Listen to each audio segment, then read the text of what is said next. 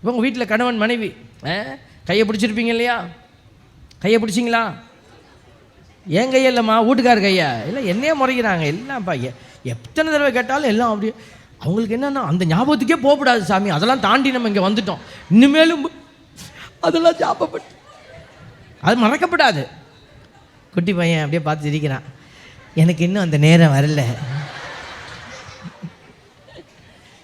பொறுங்க, நீங்களாம் கண்ணீர் விடுற நேரம் வரும்.